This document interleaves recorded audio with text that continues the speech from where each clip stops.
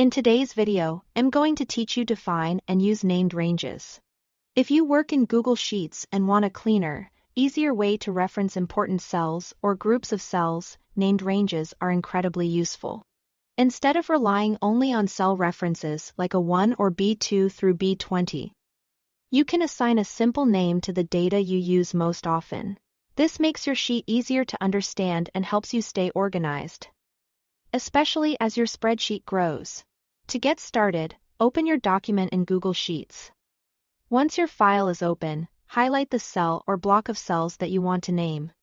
This can be a single cell, a row, a column, or a larger range of data. The key is to make sure you select exactly what you want before assigning the name. Next, click into the name box located at the top left corner of the sheet. Just above column A, this area is often overlooked, but it gives you a very quick way to create a named range. Type the name you want to use for the selected cells. Choose something clear and descriptive, so it's easy to recognize later. When you are done, press Enter to save it. At that point, the selected cells will now have that assigned name.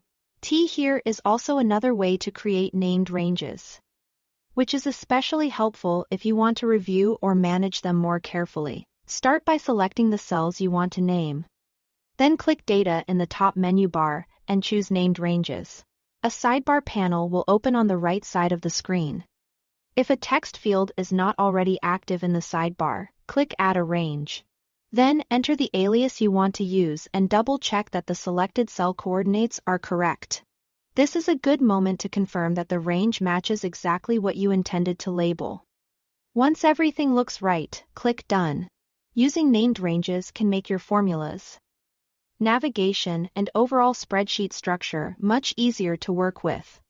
It's a small feature, but it can save time and reduce confusion, especially in larger or shared documents.